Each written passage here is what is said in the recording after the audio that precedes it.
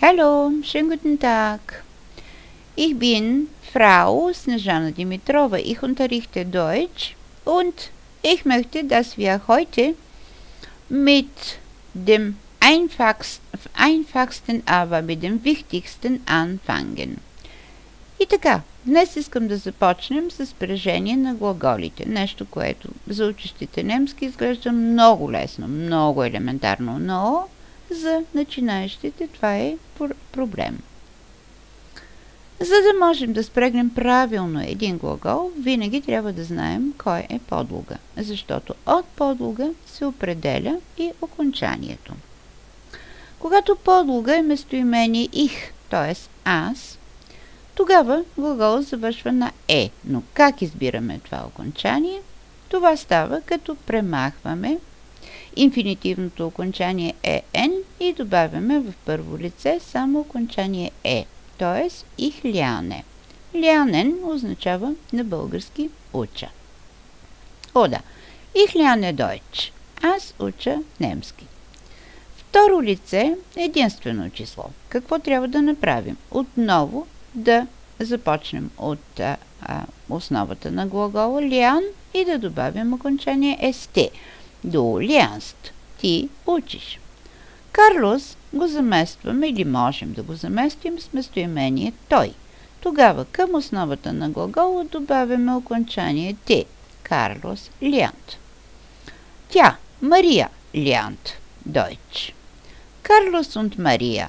Ние, аз и Карлос, ние учим немски, т.е. към основата добавяме окончание en.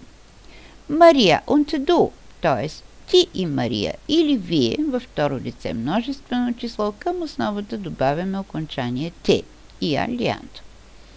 Мария und Карлос, те lernen Deutsch. Те учат немски. Или още веднъж окончанията. В първо лице единствено число добавяме към основата на глагола окончание е. Ich lerne. Във второ лице единствено число добавяме окончание st. В трето единствено добавяме окончание те. Er lernt. Sie lernt. Es lernt. Wir lernen, което е първо лице множествено число. Ihr lernt und Maria und Carlos, т.е. те, sie lernen. Да вземем друг глагол като пример. Глагол kommen. Отново извършваме същото, премахваме инфинитивното окончание en, основата на глагола е kom. Към тази основа добавяме в първо лице ich komme, във второ du kommst, st, в трето sie es kommt, трето лице единствено число. Wir kommen, ihr kommt und sie kommen. Но тук вече имаме в упражнението и подлог. Мария, т.е. отново тя.